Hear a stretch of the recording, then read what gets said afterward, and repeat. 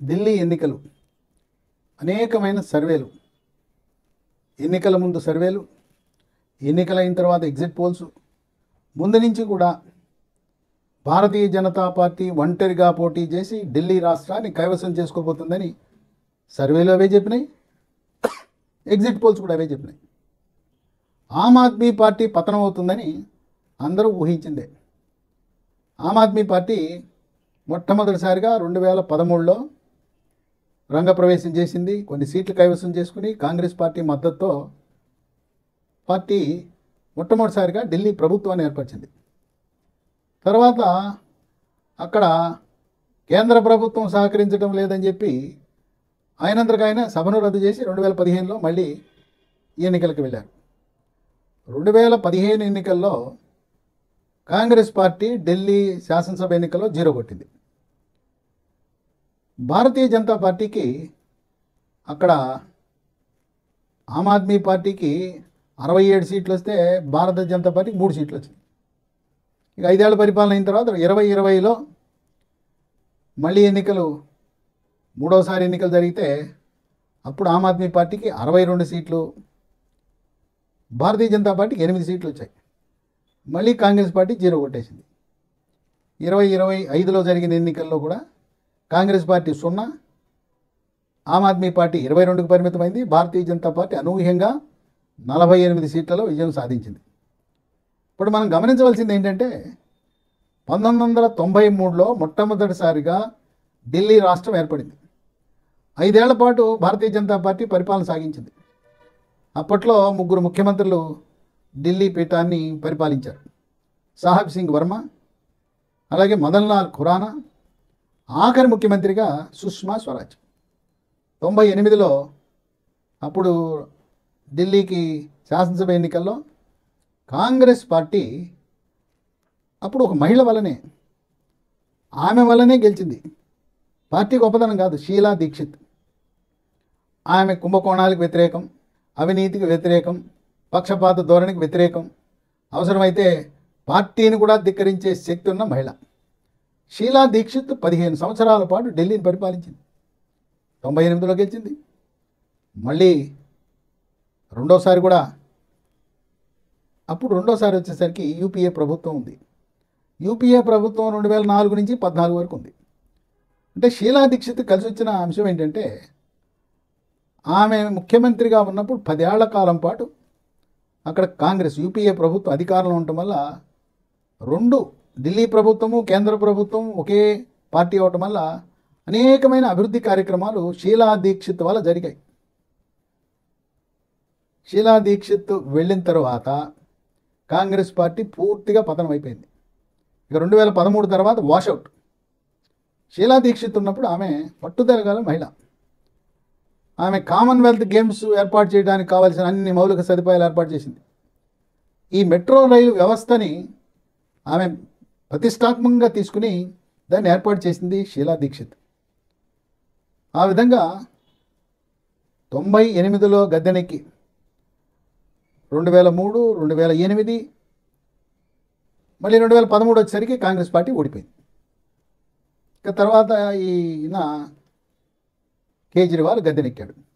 ఎంతసేపు కేంద్రాన్ని నిందించడం, కేంద్రం నుంచి నిధులు తెచ్చి, ఇప్పుడు ఆయన ఏదో బస్తీ దవాఖానాని పెట్టాడు. ఆ బస్తీ దవాఖానాకి నిధులు ఎవరిచ్చేది? ఆయుష్మాన్ భారత్ కింద కేంద్ర ప్రభుత్వ నిధులతో బస్తీ దవాఖాన పెట్టి ఇదేదో నేను చెప్పి పెట్టానంటాడు. ఆ బస్తీ దవాఖానలో చేసే పరీక్షలు, మందులు పూర్తిగా కేంద్ర ప్రభుత్వం ఇచ్చే నిధులు. ఈయన ఆయుష్మాన్ భారత్ మేము ఇస్తాం, ప్రతి ఢిల్లీ పౌరుడికి 5 లక్షల వరకు ఉచితంగా వైద్యం చేసే అవకాశం ఇస్తానంటే ఇది ప్రధానమంత్రి మోదీ ప్రవేశపెట్టాడు కనుక నాకు వద్దని తిరస్కరించాడు. ఢిల్లీ ప్రజల్లో తీవ్ర వ్యతిరేకత ఉంది. ఎప్పుడూ పొద్దున్న లేచినప్పటి నుంచి ఢిల్లీ కేంద్ర ప్రభుత్వంతో ఘర్షణ వైఖరి వల్ల ఢిల్లీ ఆశించిన రీతిలో అభివృద్ధి చెందటం లేదనే భావన ఢిల్లీ పౌరులకు కలిగింది. అక్కడ ఒక సర్వే జరిగింది. నిరక్షరాస్యులు, స్కూల్ డ్రాప్అవుట్స్, వీళ్ళు కొద్ది శాతం అధికంగా కేజ్రీవాల్ ఆమ్ ఆద్మీ పార్టీకి వేశారు. విద్యాధికులు, గ్రాడ్యుయేట్లు, పోస్ట్ గ్రాడ్యుయేట్లు, వృత్తులలో ఉండే వాళ్ళందరూ కూడా అధిక శాతం భారతీయ జనతా పార్టీకి మద్దతు ఇచ్చారు. అక్కడుండే ఢిల్లీ పౌరులు, విద్యాధికులు, మేధావులు, విజ్ఞులు, వాళ్ళు కేంద్ర ప్రభుత్వము యూపీఏ ఉన్నప్పుడు షీలా దీక్షిత్ ఉండటం వల్ల అభివృద్ధి జరిగింది. కేజ్రీవాల్ వచ్చాడు, తిరోగమన దశలోకి వెళ్ళింది. అందువల్ల ఈ కేంద్రంలో ఏ పార్టీ అధికారులు ఉంటే ఆ పార్టీని మనం ఢిల్లీలో గెలిపిస్తే మన బతుకులు బాగుంటాయి అని చెప్పి వాళ్ళు అర్థం చేసుకుని డబుల్ ఇంజన్ సర్కారు దిశగా ఢిల్లీలో ఉండే పౌరులు అడుగులు వేశారు. విశేషం ఏంటంటే కాంగ్రెస్ ఆమ్ ఆద్మీ పార్టీ రెండు కలిసి పోటీ చేస్తే భారతీయ జనతా పార్టీ కొంచెం గడ్డు కాలమే ఎదురయ్యారు. వాళ్ళిద్దరూ వేరువేరుగా పోటీ చేయడం వల్ల భారతీయ జనతా పార్టీ సునాయాసంగా విజయం సాధించగలిగింది. ఈ విశేషం ఏంటంటే 2020 ఎన్నికల్లో కాంగ్రెస్ పార్టీ చేతులెత్తేసి అభ్యర్థులే మేము పోటీలో లేము, నామినేషన్ దాఖలు చేశారు, మేము పోటీలో లేము, మీరు ఆమ్ ఆద్మీ పార్టీకి ఓట్లేసేయండి అని చెప్పేశారు. ముస్లింలు 2020 ఎన్నికల్లో 2015 ఎన్నికల్లో కూడా అందరూ ఆమ్ ఆద్మీ పార్టీకి ఓట్లేశారు. ఇప్పుడు 2025 వచ్చేసరికి ఈ ముస్లింలందరూ కాంగ్రెస్ పార్టీ అభ్యర్థులకు ఓట్లేశారు. ఆ ముస్లింల ఓట్లు చీలిపోవటం వల్ల భారతీయ జనతా పార్టీ కలిసి వచ్చిన అంశం.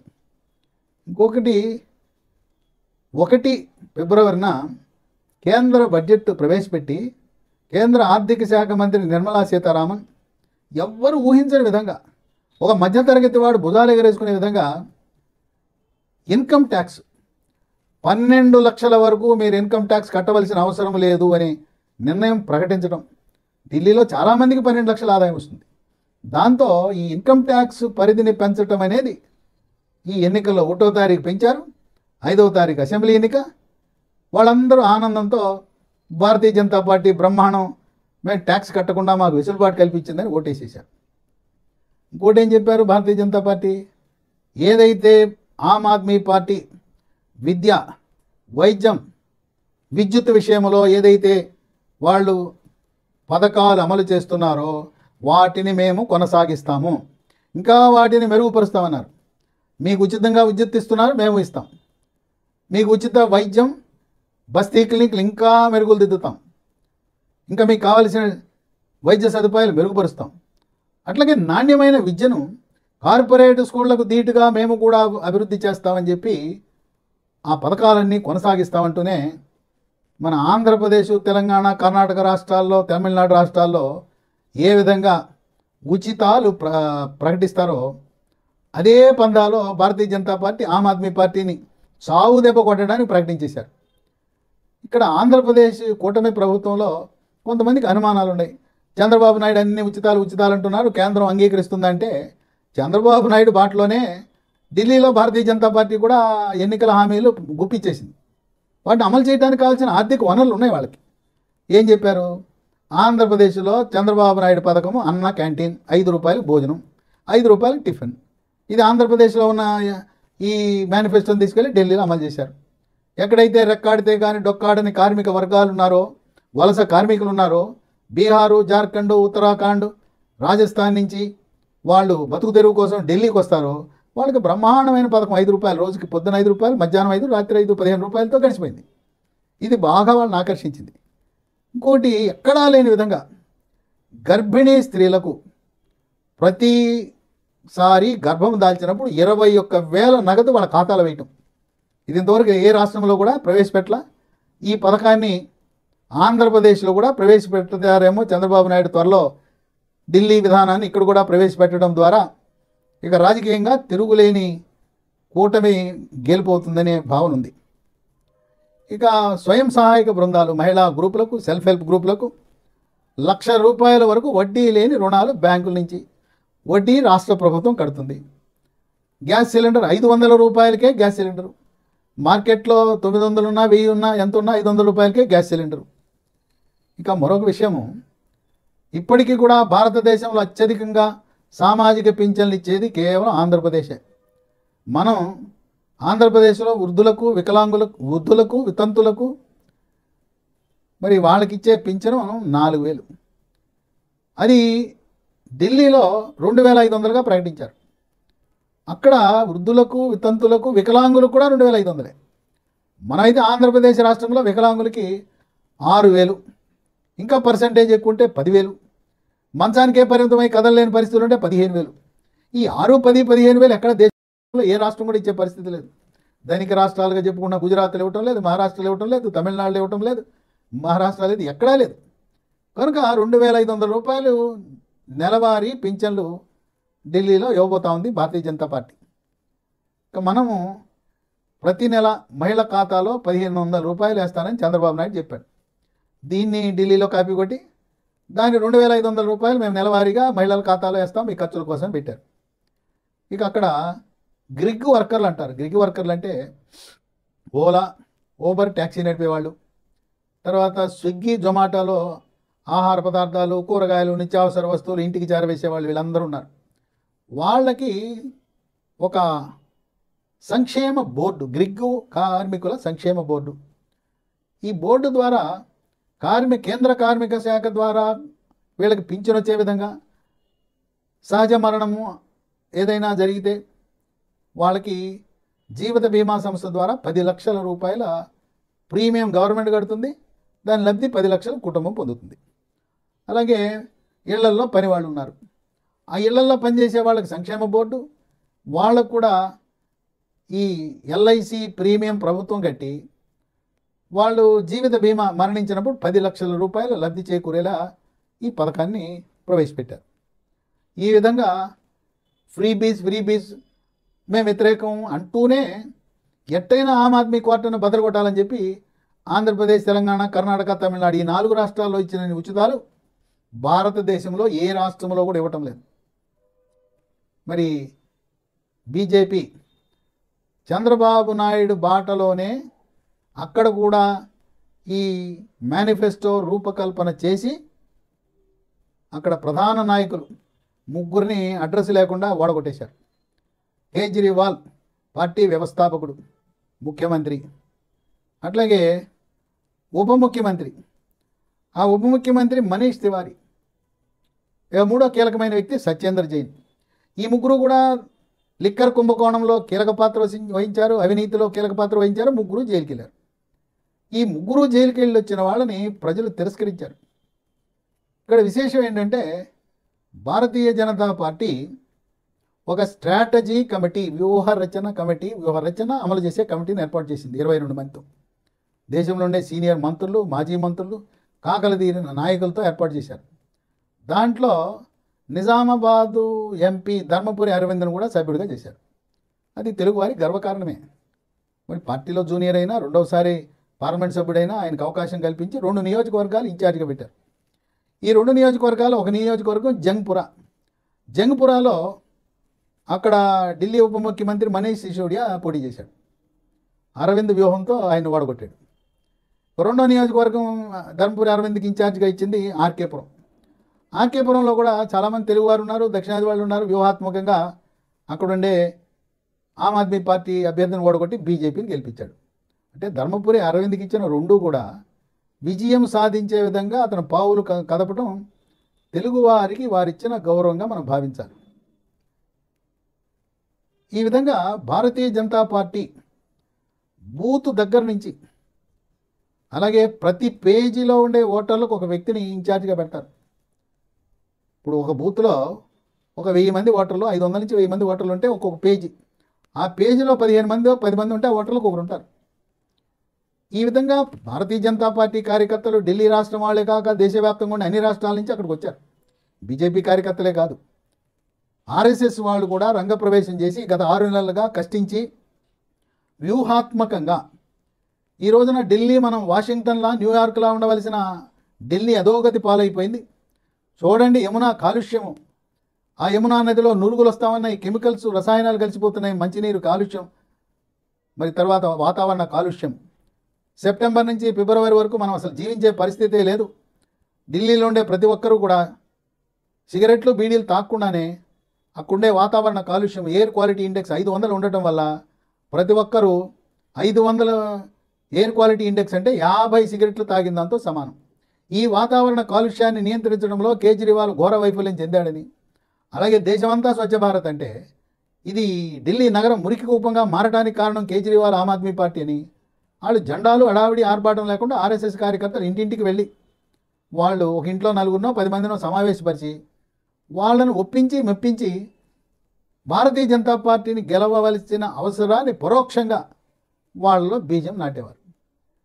ఈ వాతావరణ కాలుష్యం వల్ల అసలు సెప్టెంబర్ నుంచి ఫిబ్రవరి వరకు పిల్లల్ని స్కూల్కి వెళ్ళొద్దన్నారు. మీరు ఇంట్లో కూర్చొని జూమ్ ద్వారా ఆన్లైన్ క్లాసులు అన్నారు. స్కూల్ పిల్లలు స్కూల్ లేవు, ఆఫీసులకు వెళ్ళొద్దన్నారు, ఇంట్లో కూర్చొని ఆఫీస్ పని చేయమన్నారు. అసలు అక్కడ అయోమయం, గందరగోళం. విమానాలు అయితే అంతర్జాతీయ విమానాలు, జాతీయ విమానాలు సెప్టెంబర్ నుంచి ఫిబ్రవరి వరకు ఎప్పుడు ఎగురుతాయో తెలియదు, ఎప్పుడు దిగుతాయో తెలియదు. ఈ కాలుష్యాన్ని నియంత్రించడంలో కేజ్రీవాల్ పూర్తిగా వైఫల్యము చెందటము, లిక్కర్ స్కాము, అవినీతి కుంభకోణం. కేజ్రీవాల్ తెలివిగా ఈ లిక్కర్ కుంభకోణంలో సంపాదించిన డబ్బు తీసుకెళ్లి పంజాబ్లో పెట్టుబడి పెట్టాడు. పంజాబ్లో డబ్బులు పెట్టి అవినీతి సొమ్ముతో ఓట్లు కొనుగోలు చేసి పంజాబ్లో అధికారంలోకి వచ్చాడు. అక్రమ సంపాదనతో గుజరాత్లోకి వెళ్ళి అక్కడ తోక తిప్పాడు. ఈ విధంగా నేను అవినీతిని అంతమందిస్తానని చెప్పి చీపురు పెట్టి చీపురుతో అవినీతిని ఊడ్చేస్తానని చెప్పి ఇవాళ మోస్ట్ కరప్ట్ పార్టీ భారతదేశంలోగా దానికి ముగ్గురు నాయకులు వాటాదారులు. ఆమ్ ఆద్మీ పార్టీ అంటే ఒక ప్రైవేట్ లిమిటెడ్ కంపెనీ, దాంట్లో మొదటి వ్యక్తి కేజ్రీవాల్, రెండో వ్యక్తి మనీష్ సిసోడియా, మూడో వ్యక్తి సత్యేంద్ర జైన్. ఇక ఆ పాపం ఒక మధ్యంతర ముఖ్యమంత్రిగా పెట్టారు. ఆమె మహిళ, ఆమె అతి కష్టం మీద కొద్ది ఓట్లతో నెగ్గింది. ఆమెని ప్రతిపక్ష నాయకురాలుగా పెట్టాలనే ఆలోచన ఉంది. ఆమె ఏదో కొత్తగా వచ్చింది. ఆమెకి ఈ అవినీతిలో పెద్దగా వాటా ఉన్నట్టుగా ఎవరు మాట్లాడుకోవట్లేదు. ఇక విశేషం ఏంటంటే జగన్మోహన్ రెడ్డి రుషికొండలో 450 కోట్లు పెట్టి ఒక ప్యాలెస్ నిర్మించుకున్నాడు, రుషికొండ ప్యాలెస్. ఎన్నికలైన తర్వాత రెండోసారి ముఖ్యమంత్రి అయి ఆ ప్యాలెస్లో గృహప్రవేశం చేద్దాం అనుకున్నాడు.